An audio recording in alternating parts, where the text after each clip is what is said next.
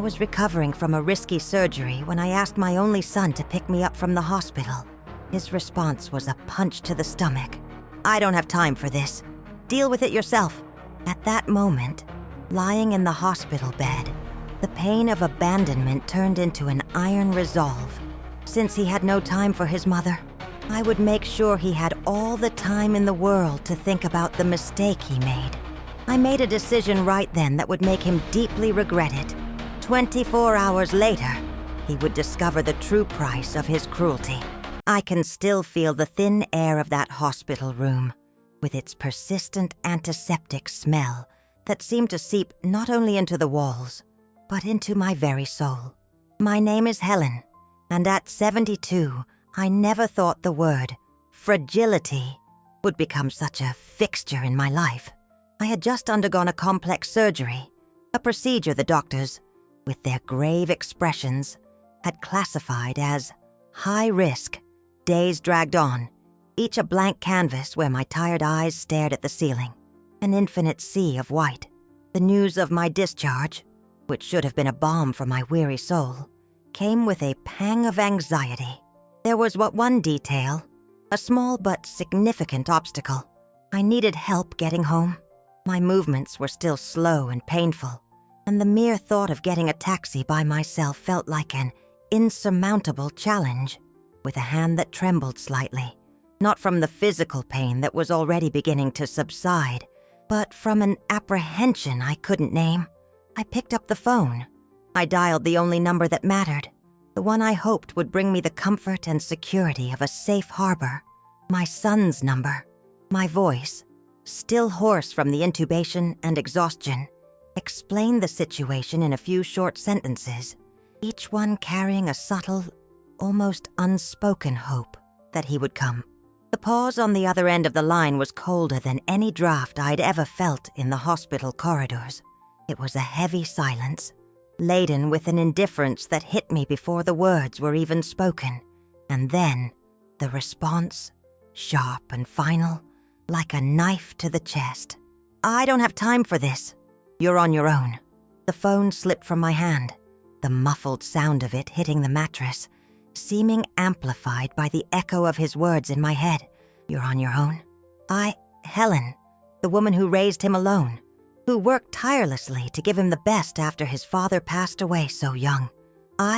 Who financed his education, his first car, the apartment he called an investment, and every one of his whims, big and small.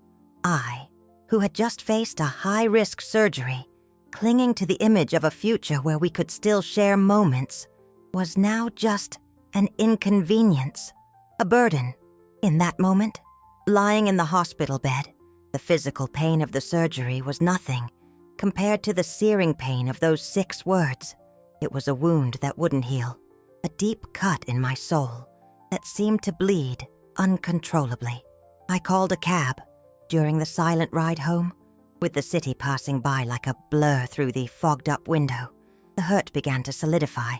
It was no longer a fleeting emotion, but something dense and cold, transforming into an icy resolve. He didn't have time for his sick mother, but he always had time to spend her money, to enjoy the life my savings provided him. The ingratitude weighed like an anchor on my heart. I decided right there, between the gentle sway of the car and the squeal of the tires on the wet asphalt, that he would have all the time in the world, but he would no longer have my resources to squander. A lesson, I thought, needed to be taught. A lesson that might, just might, make him reflect on his choices. The lesson I was about to teach would make him regret the day he was born. 24 hours later, the first act of my new life, a life where I would no longer be his personal bank or his maid, began. This was my moment to be on my own, but in a way he would never expect, and what came next would change everything between us forever. The morning sun, stubborn and bright, flooded the living room, revealing dust particles dancing in the air, indifferent to the storm brewing inside me. Exactly 24 hours had passed since that phone call turned my world upside down. I was sitting in my late husband's favorite armchair, a birthday gift he had cherished, a cup of lukewarm chamomile tea in my hands, though the tea did little to calm the roiling emotions in my chest. My heart, still fragile from the surgery, was beating with a mix of pain, anger, and a newfound determination that surprised me. The wound of ingratitude still throbbed, but now, instead of paralyzing me, it propelled me forward. It was as if my physical weakness had given way to an inner strength I didn't know I possessed. I looked at the photograph of my husband on the mantelpiece.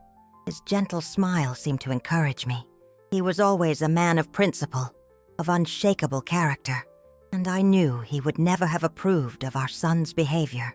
Thinking of him gave me the courage I needed. I picked up the phone again, but this time, without hesitation. The voice that answered on the other end was familiar, that of a man who had known our family for decades. My bank manager, Mr. Davies.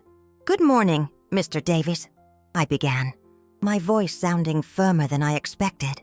"I'd like to request the immediate cancellation of all supplementary credit cards associated with my primary account. Yes, all of them.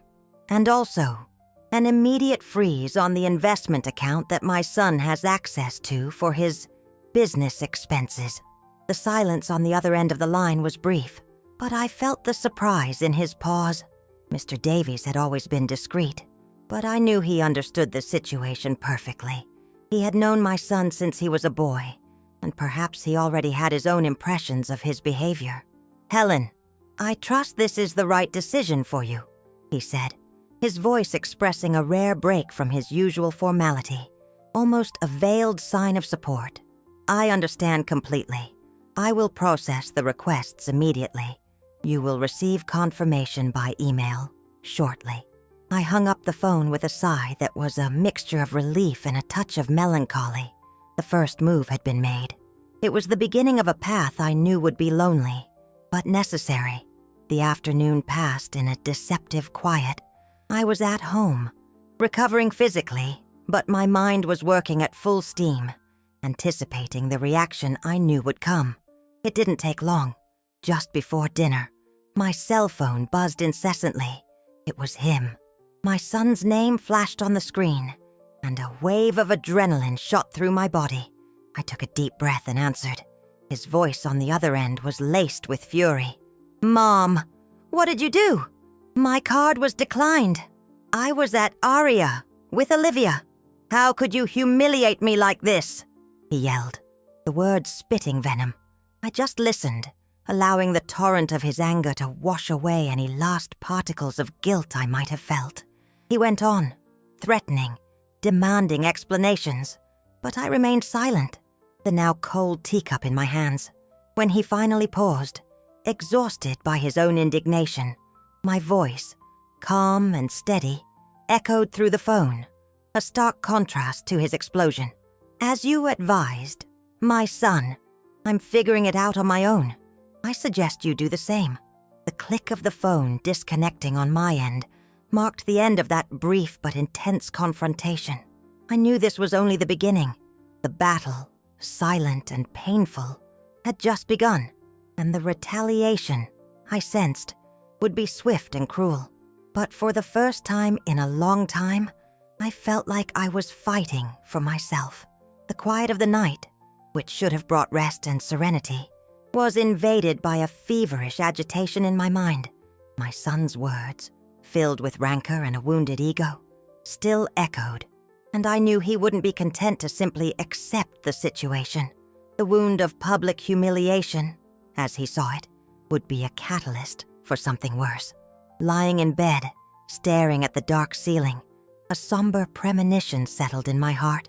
I had underestimated the depth of his dependence and the extent of his capacity for retaliation. I thought of Olivia, his girlfriend. I never liked her. There was something in her eyes, a calculated coldness disguised by a saccharine smile, that always gave me the chills. She was my son's moral compass, or lack thereof, and I knew her influence was not benign. The retaliation didn't take long to arrive, and it was exactly as I had predicted, cruel and public. The next morning, as I was having my coffee, trying to find some peace in my routine. My cell phone began to vibrate incessantly with messages and calls from unknown numbers. Curious and apprehensive, I opened a social media app I rarely used, and there it was, a whirlwind of posts, old photos, some of me, others of him and Olivia, all accompanied by malicious captions. The narrative was clear and painful. My poor mother's surgery has affected her mind, painting me as a senile and unstable elderly woman who needed help. Distant relatives, family friends, people I hadn't seen in years, started calling, confused, concerned, and some, I could feel, judgmental. "Helen, dear, are you okay? I was so worried by what I read," said a distant cousin, her voice a mix of genuine concern and a dash of morbid curiosity. I tried to explain, but the words seemed to catch in my throat. How do you explain that the person you love most, the son you raised, was publicly slandering you? It was a shame that burned, a low blow that struck not just my reputation, but the very essence of my dignity. Isolation, I realized, was their weapon. They were trying to discredit me, to cut me off from my social circles, so I would feel alone and vulnerable.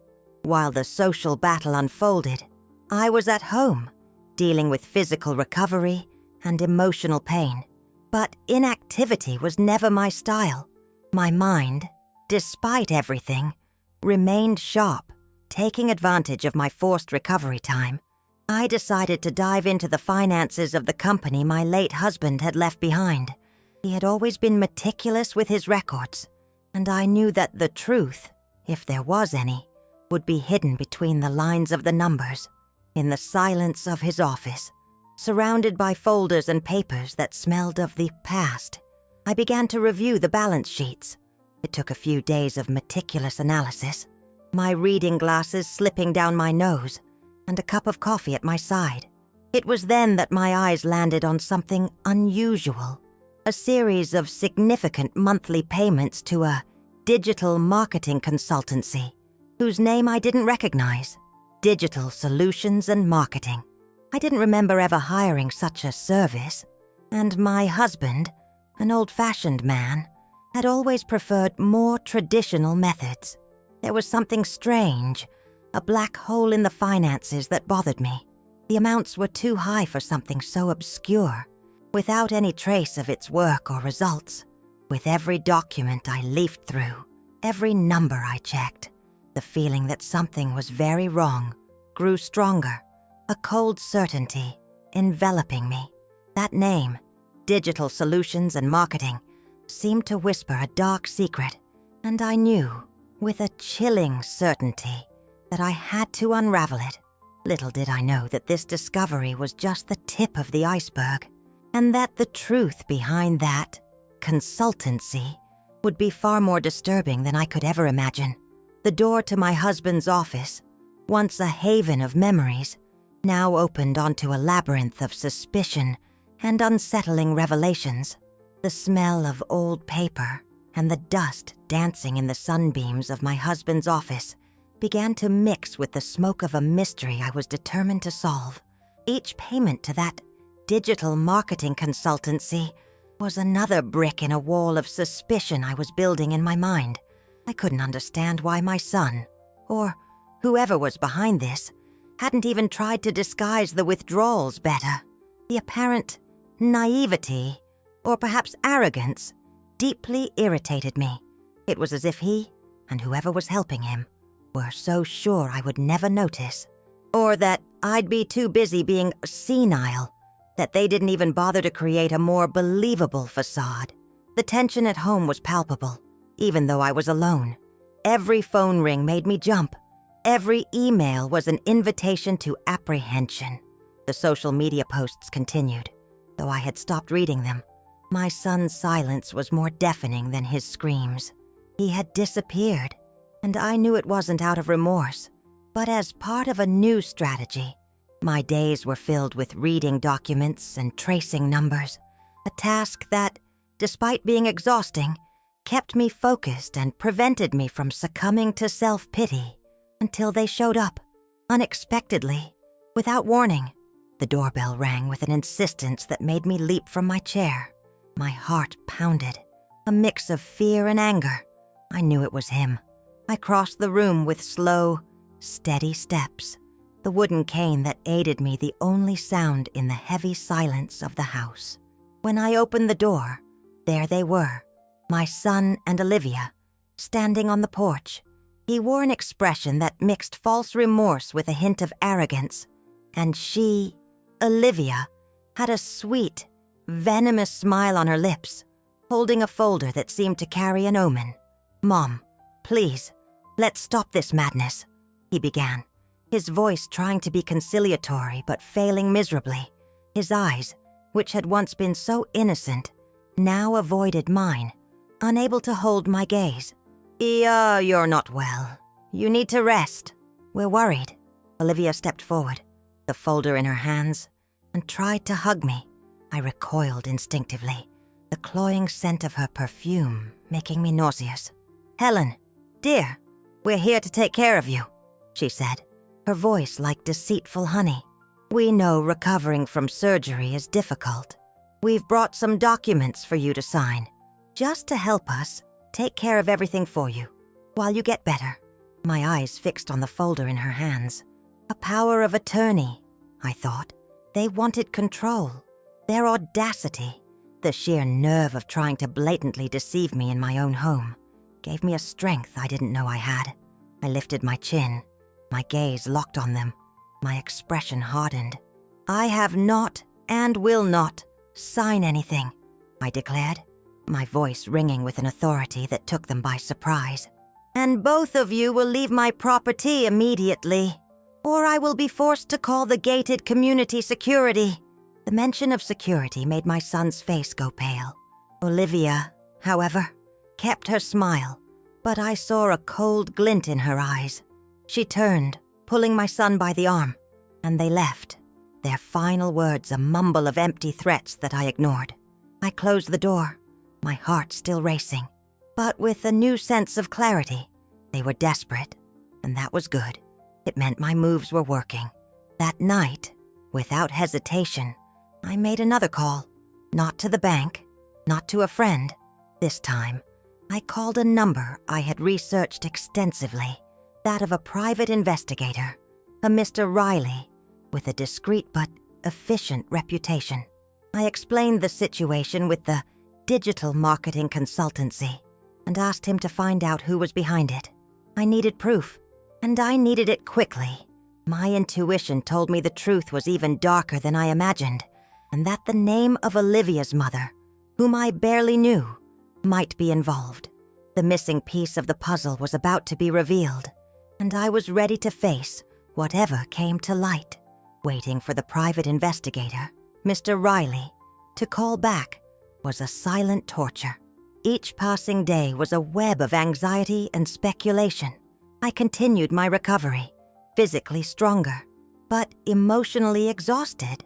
The silence of the house, once a refuge, now seemed to amplify my own thoughts, creating echoes of worry and anticipation.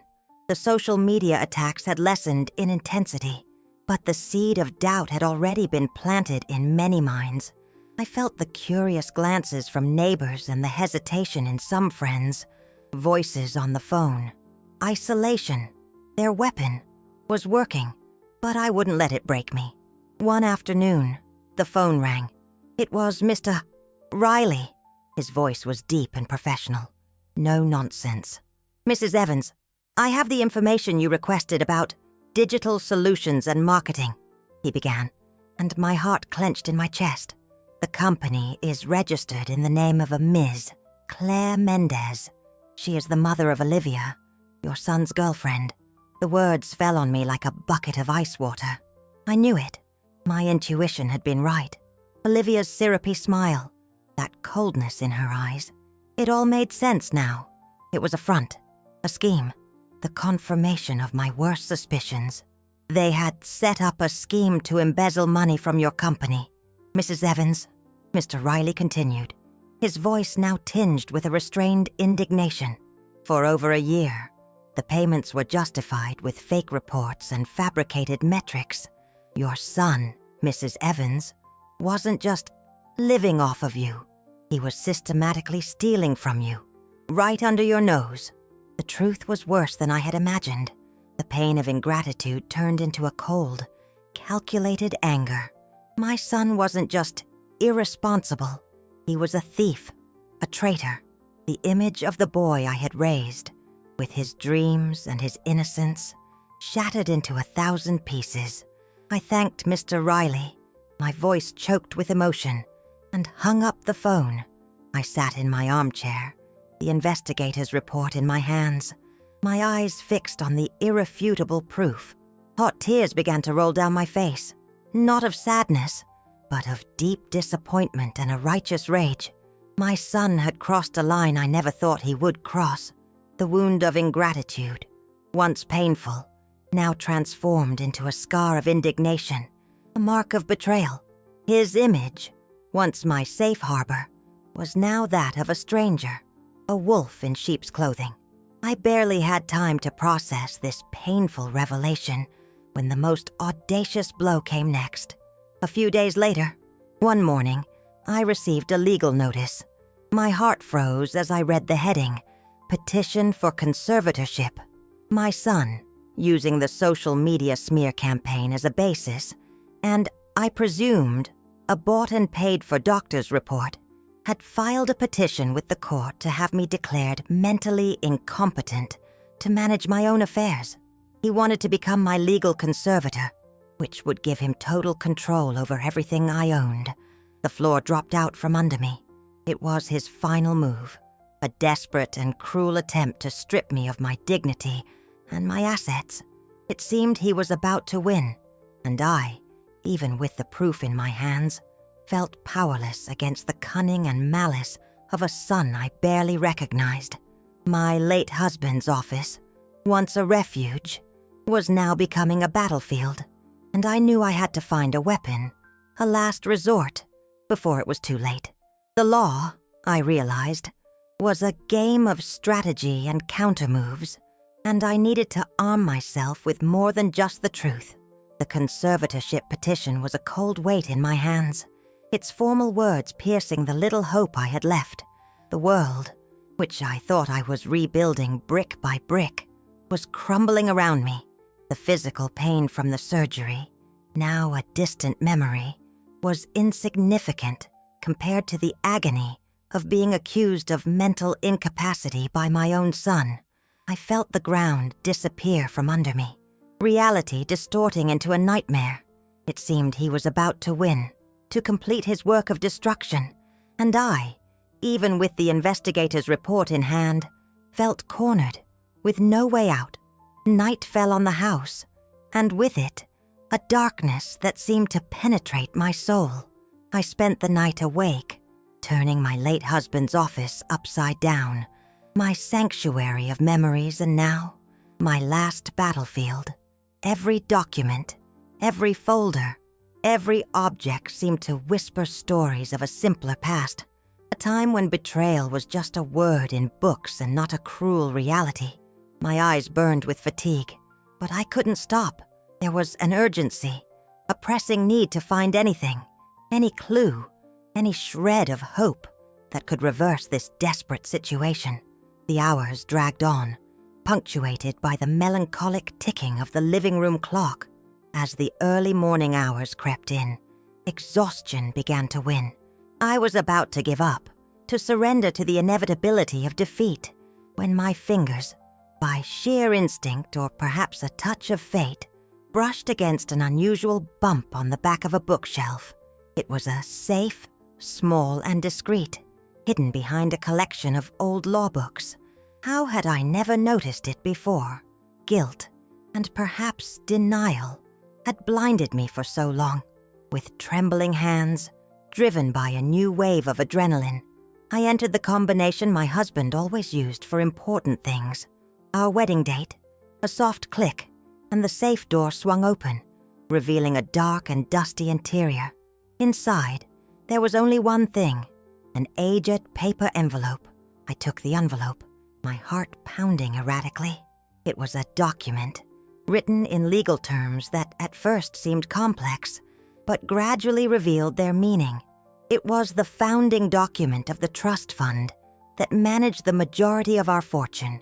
My husband, a brilliant and cautious man, always ahead of his time, had included a clause, a morality clause, which I, in the grief of his passing, had completely forgotten. My eyes scanned the lines, and each word was a breath of fresh air to my lungs, an injection of hope into my weary heart. The clause was clear, concise, and to my relief, irrefutable.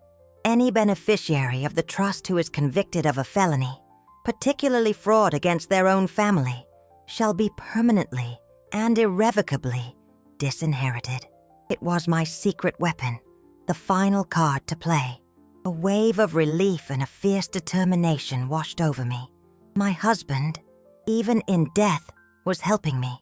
He had foreseen the possibility of such disloyalty, of such greed. The pain gave way to a renewed courage, and the weakness to an unshakable strength. Daybreak arrived, and with it, a new strategy. I would no longer be the victim.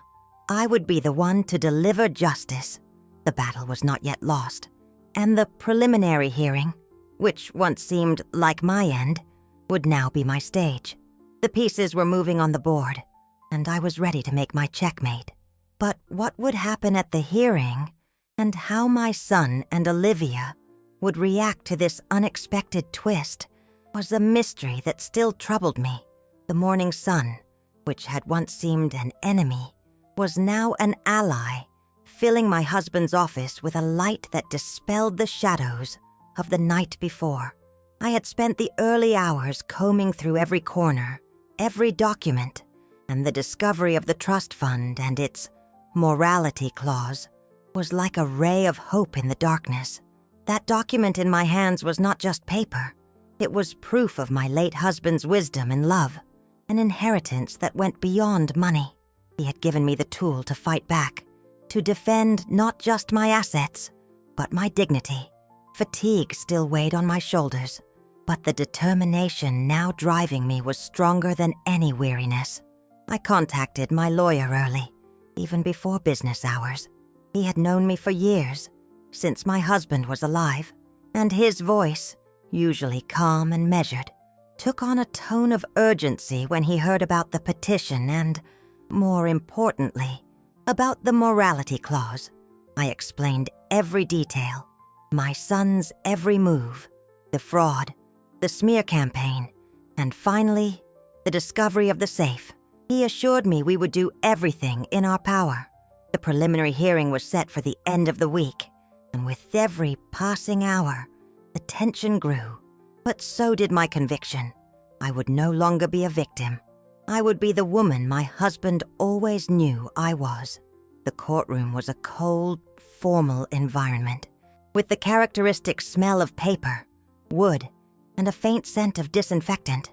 The judge, a man with a serious face and thin-rimmed glasses, took his elevated seat while the party settled. My son was there, next to Olivia, both wearing expressions of confidence, almost arrogance. Their lawyers, two men in sharp suits with shrewd eyes, looked ready for an attack. I, on the other hand, felt a knot in my stomach, but held myself erect, my cane by my side, like a symbol of my resilience. My eyes met my son's for a brief moment. He looked away. The hearing began with his lawyer presenting his proof of my supposed mental instability. He talked about the social media posts, the faux concerns of relatives, and even a doctor's report that I knew had been bought. Then, my son put on his show. He cried, spoke of his sincere concern for my well-being, about how he only wanted to take care of his poor mother in her old age. Olivia, beside him, nodded along, a look of false compassion in her eyes. With every word, the knot in my stomach tightened, but I held back, remembering what my lawyer had instructed. Wait for the right moment. When it was my turn to speak, the judge asked if I had anything to add. I said nothing, I simply instructed my lawyer to present the evidence. He stood up, walked to the lectern, and with impressive composure, began to hand the documents to the judge. First, the complete report from the private investigator, detailing the fraud of the consulting firm and the involvement of Olivia's mother. Next, the bank statements, showing the flow of embezzled money, irrefutable proof of the systematic theft. The silence in the room was absolute, heavy, almost suffocating. The expression on my son's face shifted from feigned arrogance to pure panic, his eyes wide with disbelief. Olivia, beside him, turned pale, her lips tightening into a thin line, finally understanding the gravity of the situation. The golden goose had not only stopped laying eggs, but was about to peck back. And then, my lawyer presented the final piece of evidence, the most devastating of all, a certified copy of the morality clause from the trust fund.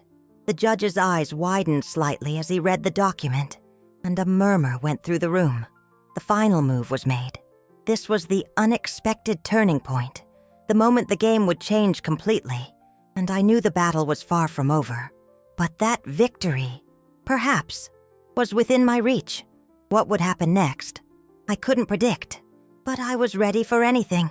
The silence in the courtroom after the revelation of the morality clause was so thick it felt like it could crush the air. Every gaze turned to my son and Olivia, who squirmed in their seats. Their masks of confidence and compassion shattered in an instant. The panic in my son's eyes was a bittersweet balm for my wounded soul. Olivia, who had previously radiated a forced sweetness, now displayed a pallor that betrayed her fear. I could feel the weight of judgment hanging over them, a judgment that, ironically, I didn't need to pronounce. The evidence spoke for itself. My lawyer, with a dignified posture and a voice that filled the room, continued. He informed the judge, clearly and unequivocally, that criminal charges for fraud would be filed that very afternoon unless the conservatorship petition was immediately withdrawn and a settlement was signed right there in the presence of everyone. The word fraud echoed, a sharp blow that hit my son squarely. He looked at me, his eyes pleading, but I held my gaze steady, without hesitation, without mercy. The boy begging with his eyes was no longer the son I had raised. He was a stranger, an opportunist. The judge, a man of law and principles, pondered for a moment, his eyes analyzing the documents and the reactions of those involved. It was clear the scales of justice had tipped, and not in their favor. Their lawyers, once so confident, were now whispering among themselves, their worried expressions replacing their former arrogance. They knew the situation had been drastically reversed. The threat of a criminal prosecution for fraud, with the irrevocable loss of the trust fund, was a crushing weight that would force them to retreat. After a brief consultation with his lawyers, my son, his voice choked and his shoulders slumped, asked to speak with the judge privately. The request was denied. The decision had been made. There was no more room for private negotiations or theatrics. The agreement had to be signed there and then, so the criminal charges would not proceed. Their defeat was total. Olivia, in an act of desperation and cowardice, grabbed her purse, and without a word, stood up and left the courtroom, leaving my son alone and humiliated. The golden goose had indeed pecked back, and the consequence for Olivia was clear. My son, without money, was no longer a good catch. My son, now isolated and without his girlfriend's support, signed the documents, withdrawing the conservatorship petition and the settlement proposed by my lawyer. His hands trembled, and his face was marked by tears of anger and frustration, not remorse. I felt no joy in seeing him like this, only a deep sadness that it had come to this point. The battle had been won, but the emotional war still left its scars. The judge, in his solemn voice, concluded the hearing. I rose, my knees still a bit weak, but my soul renewed. I walked out of the courtroom, leaving my son behind. His figure hunched over in his seat. Leaving the courthouse was a relief. The fresh air outside seemed to cleanse the dense atmosphere of the courtroom. I didn't know what the future held regarding my son, but I knew a painful chapter had closed. However, the story didn't end there. I still had a long way to go, not just to rebuild my own life, but to find a new purpose that could transform this pain into something meaningful. The victory in court was just the first step on a journey of healing and redemption that would still unfold before me, and I wondered how I would fill the void he had left in my heart. I can still feel the weight of that day at the courthouse, the oppressive formality of the courtroom, contrasting with the raw emotions that exploded. Seeing my son there, defeated and small, didn't bring the relief I had expected. Instead, a sharp pain pierced my chest, the sorrow of a mother watching her child choose a path of dishonor. Olivia had vanished like a shadow, and my son was alone, facing the consequences of his choices. It was the kind of victory that had no flavor, only a bitter emptiness. The days that followed were strange, marked by a heavy silence in the house. The absence of my son, who had once been a constant presence in my life, was now a hole I tried to fill. I called my lawyer, Mr. Wallace, to discuss the next steps. He informed me about the signed agreement, which included my son's waiver of any future inheritance in exchange for not filing the criminal charges. It was a necessary outcome, but it left me with a sense of incompleteness. A few days later, my cell phone rang. It was him. My son's name glowed on the screen, and a wave of apprehension washed over me. I hesitated, but I answered. His voice on the other end was choked, not with the fury I knew, but with a mixture of desperation and a remorse I hoped was genuine. "Mom, I'm so sorry," he said, the words barely audible. "I messed up. Please, forgive me." The sound of his voice, so fragile, touched an old chord in my mother's heart. I listened in silence, allowing his words, his explanations, and his pleas to fill the space between us. He talked about Olivia, about how she had influenced him, about the pressure to maintain a lifestyle he couldn't afford. He spoke of his fear of losing me and the blindness that greed had caused. I knew part of what he said was true, but I also knew the ultimate responsibility was his. No one had forced him to embezzle my money, to try to put me under a conservatorship. When he finished, silence hung in the air for a moment. I took a deep breath, trying to sort through my own feelings, which were a whirlwind of hurt, sadness, and a thin thread of love that stubbornly refused to break. "My son," I began, my voice calm but firm.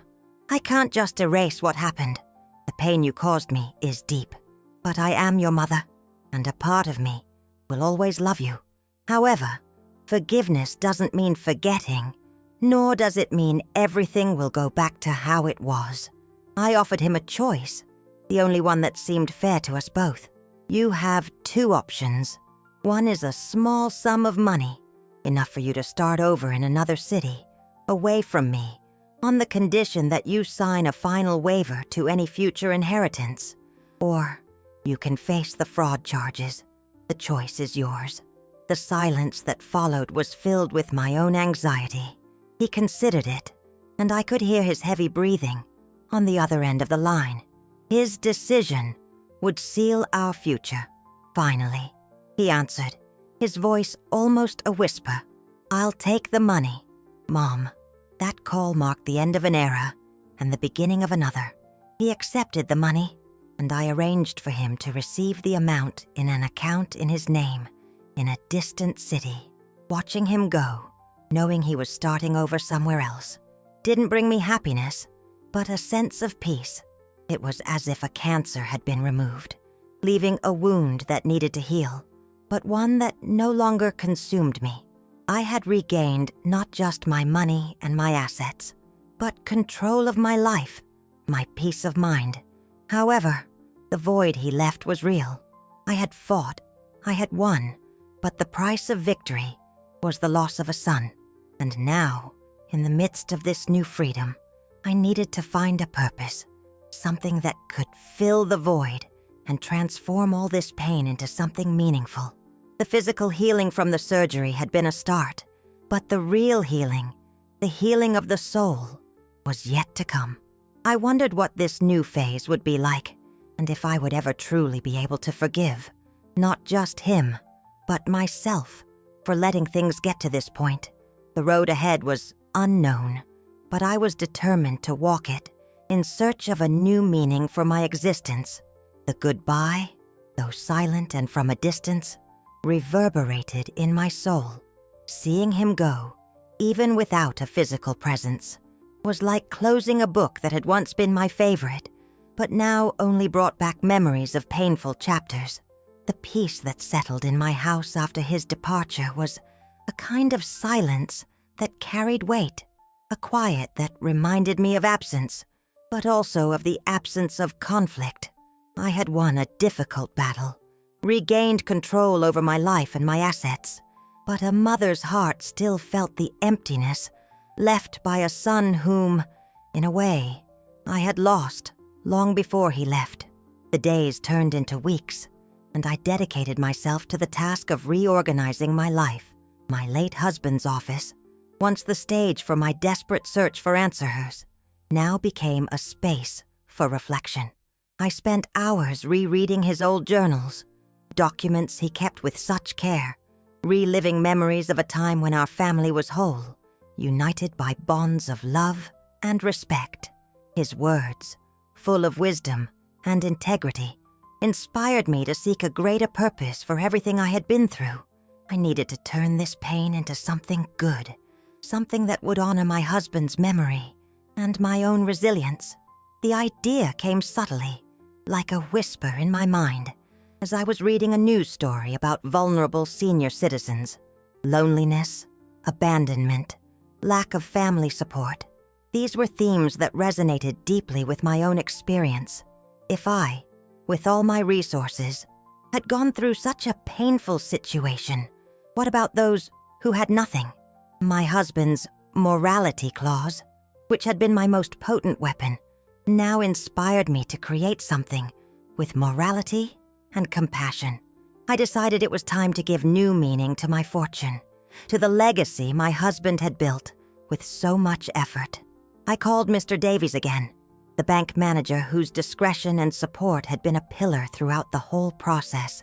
I explained my new idea to him, to create a foundation. "Mr. Davies," I said, my voice filled with a renewed passion, "I would like to begin the process of establishing a foundation that will bear my late husband's name, in his memory. Its purpose will be to help elderly people who have been abandoned by their families, offering financial, psychological, and legal support." Mr. Davies listened attentively, and I could feel the approval in his silence. "That is a noble initiative, Mrs. Evans," he finally said, his voice expressing genuine admiration. "I'm sure your husband would be very proud. I will provide all the necessary support to make it happen." His words were like an embrace, a recognition that I was on the right path. That was the first step in transforming my greatest pain into my greatest cause. The creation of the foundation became my new focus, my new passion. I got involved in every detail, from the legal paperwork to designing the assistance programs. Every meeting, every plan, was a step toward a future where the painful experience I had lived through could serve as an inspiration for others. I wanted the foundation to be a beacon of hope for those who, like me, had felt abandoned. The energy I dedicated to this new venture was invigorating, an antidote to the emptiness that had once consumed me. I started researching the needs of the elderly, talking to social workers, visiting shelters and institutions. Every story I heard, every look of gratitude I received, reinforced my conviction. I had survived the surgery, but the real healing came when I finally cut the cancer out of my life. And now, I was planting the seeds of something new and promising. But there was still one challenge, One final emotional hurdle I needed to overcome. Forgiveness, not just for my son, but for myself, and the certainty that this new journey would truly bring the peace I so longed for. The foundation was a start, but the path to complete healing was long and uncertain, and I wondered if I would ever find true serenity. The foundation, named after my beloved husband, Elias, began to take shape, a beacon of hope I was building brick by brick. Each step in its creation was an antidote to pain, a way to turn hurt into purpose. I dedicated myself intensely, spending hours in what was once Elias's office, now my new headquarters. The paperwork, the plans, the meetings with lawyers and accountants, all of it filled my days with renewed energy. I no longer felt like a victim, but a builder, someone who was redefining her own destiny. News of the foundation began to spread, first among my closest circles, then to the community. I received calls from old friends, some who had distanced themselves during my son's smear campaign, now reaching out with words of support and admiration. The truth, I realized, had begun to unravel, and people, seeing my dedication to such a noble cause, started to reconsider the malicious stories they had heard. It was a small but significant victory, proof that integrity, in the end, always prevails. However, emotional healing was a more complex process than creating an institution. Forgiveness, I was discovering, wasn't a single decision but a journey, a winding path with ups and downs. I still found myself, in quiet moments, replaying my son's sharp words, the image of his arrogant face in court. The anger was dissipating, but the sadness remained, a persistent shadow in my heart. I knew that to find true peace, I needed to transcend this hurt and find a space for forgiveness. One afternoon, while reviewing the foundation's bylaws, I found an old wooden box at the back of a drawer. Inside were old letters, yellowed with time, exchanged between Elias and me during our courtship. Every word, every promise of love and loyalty transported me to a past where innocence and trust were the foundation of everything. I remembered a specific passage, a line Elias had written after a family disagreement. Forgiveness, my love, is the strongest bridge we can build over life's turbulent waters. It is the key to our own freedom. Elias's words resonated within me with a new clarity. He had always been a man who preached forgiveness, understanding, even in the face of adversity. That flashback, that glimpse into my past with him, was a moment of profound reflection. I realized that forgiving my son wasn't about absolving his actions, but about freeing myself from the weight of resentment.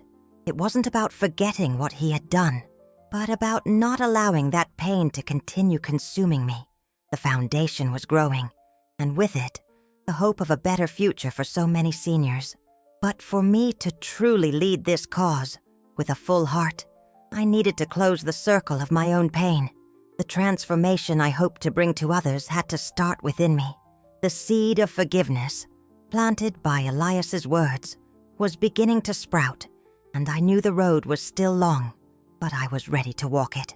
The true resolution, I felt, was approaching, and with it, the promise of a peace I so deeply yearned for. The foundation was my external cause, but the internal battle for forgiveness was what would truly lead me to freedom. The seed of forgiveness, planted by Elias's wise words, began to slowly blossom in my heart. It wasn't a forgiveness that erased my son's actions, nor did it diminish the pain he caused me, but a forgiveness that freed me from the weight of resentment. I realized that carrying that burden was like drinking poison and expecting the other person to die. The foundation, becoming more structured and with projects underway each day, became my purpose, my legacy. Helping other vulnerable seniors who had felt the sting of abandonment was the most genuine way to honor Elias's memory and to transform my own painful experience into something constructive. The first beneficiaries of the Elias Evans Foundation began to receive help. They were men and women with moving life stories, some abandoned by their own children, others struggling with loneliness and illness without any support. I remember Mrs. Clark, an 80-year-old woman with tear-filled eyes of gratitude, who had lost everything and was about to be evicted. Through the foundation, we found her a new home and provided psychological support. Seeing her smile, the worry lines on her face softening, was a reward no money could buy. Each case was a reminder of why I was doing all of this. The story of the foundation and my own journey of overcoming adversity began to gain notoriety. I was invited to speak at small community events, to share my experience. At first, I hesitated. Talking about my son's betrayal was still an open wound, but the need to raise awareness about elder abandonment and to inspire others drove me forward. In each speech, I spoke about the importance of family, altruism, justice, and human connection, without ever mentioning my son or Olivia by name, but making clear the devastating impact of ingratitude.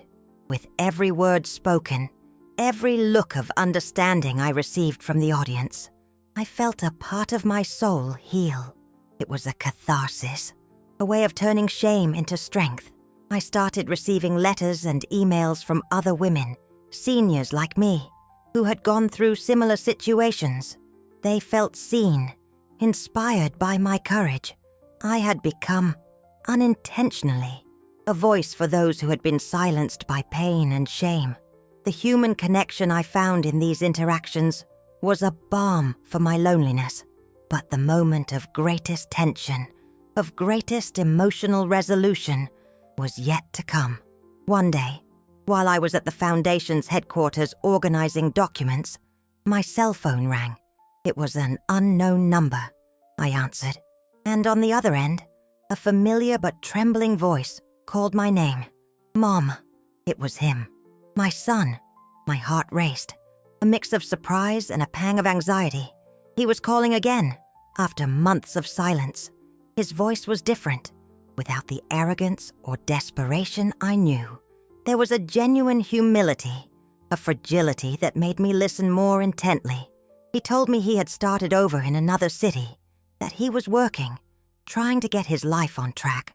He talked about the loneliness, the weight of his choices, about how he had finally understood the extent of his mistake. I know I don't deserve your forgiveness, Mom, he said, his voice choked with emotion. But I needed to tell you that I'm sorry. I'm truly sorry. At that moment, as I listened to his words, I realized that true healing wasn't just about forgiving, but also about receiving repentance. I didn't know if he would truly change, if this transformation was lasting, but the sound of his voice, the genuineness in his words, gave me a glimmer of hope. Not a hope that everything would go back to how it was, but a hope that he, my son, could find his own path to redemption.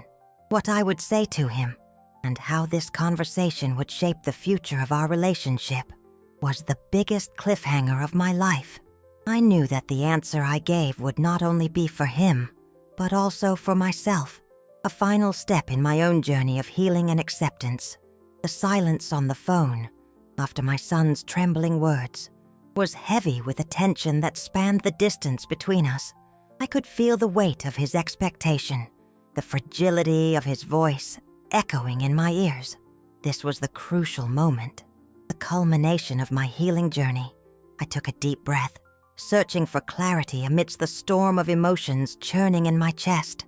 The hurt was still there, a deep scar, but the seed of forgiveness had blossomed, and with it, the understanding that true freedom lay in letting go of the past. "My son," I began, my voice calm but firm, reflecting the strength I had found on my journey. "I heard what you said, and I believe that you are truly sorry." A pause followed, where I let my words settle, not to make him suffer, but so he would understand the gravity of the moment. "What you did caused me immense pain, a pain I didn't think I could ever overcome. But over these months, I've learned that forgiveness, above all, is a gift we give ourselves. I didn't promise an immediate return to what we were.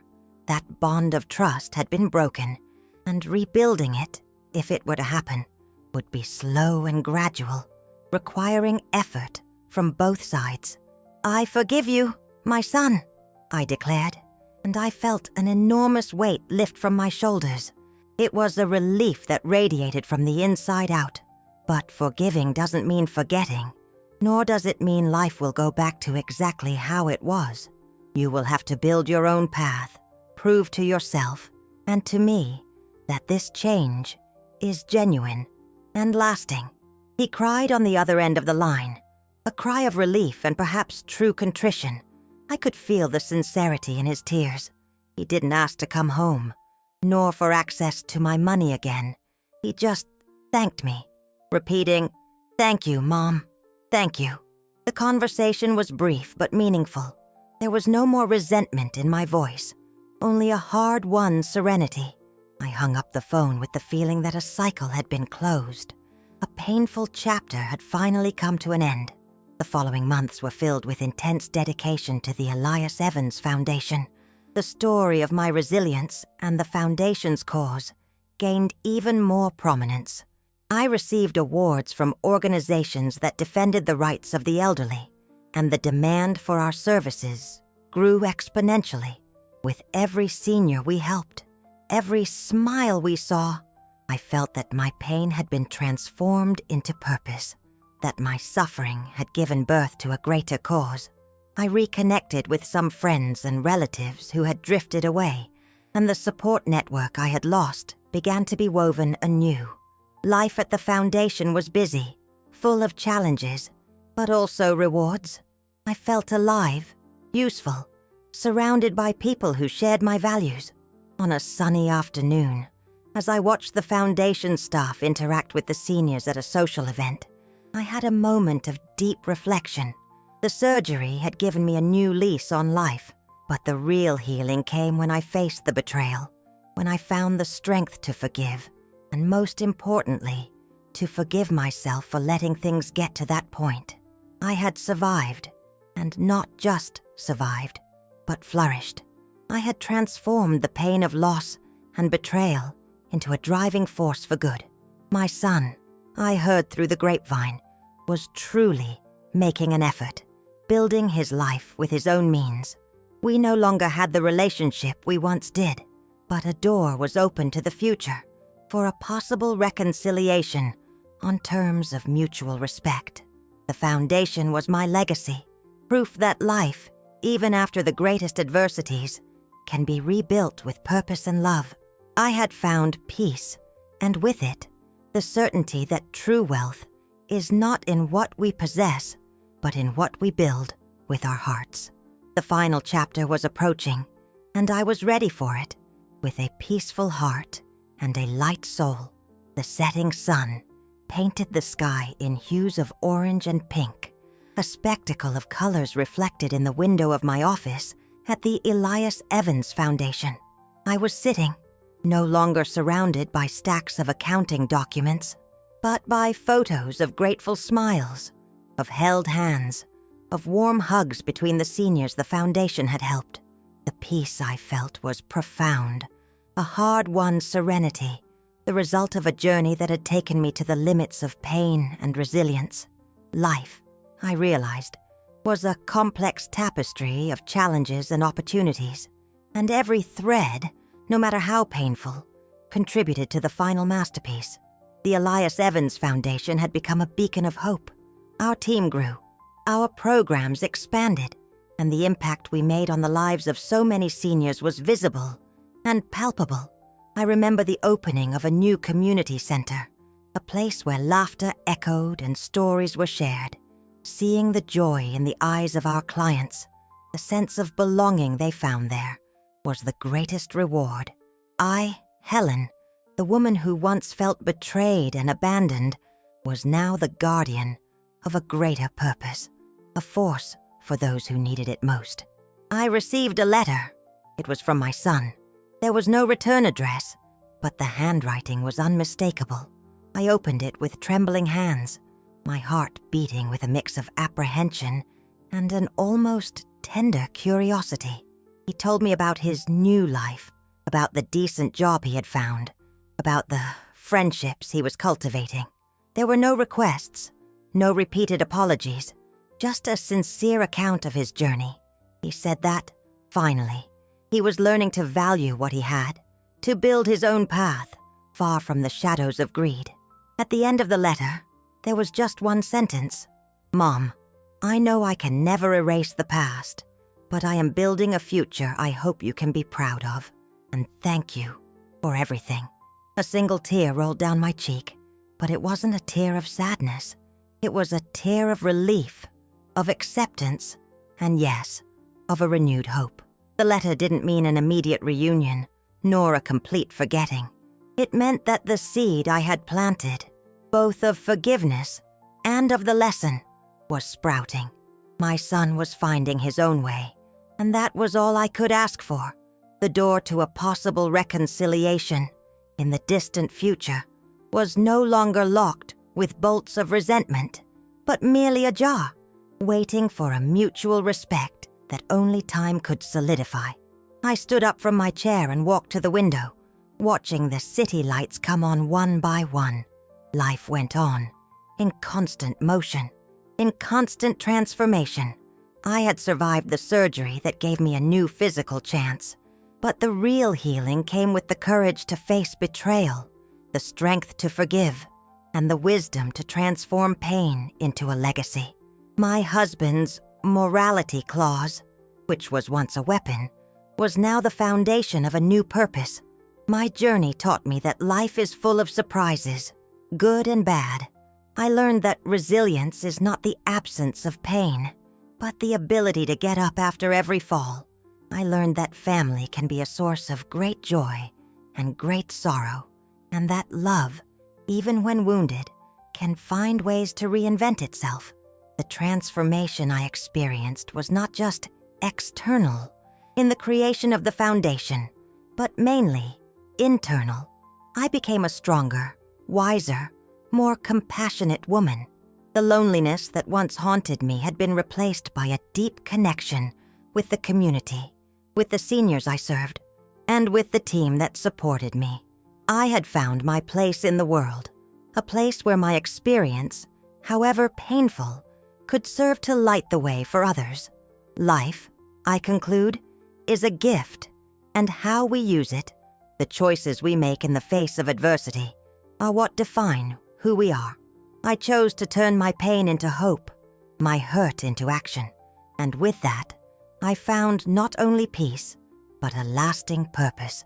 The story of my life, full of twists and lessons, ends not with a period, but with a comma indicating that the journey, though transformed, continues.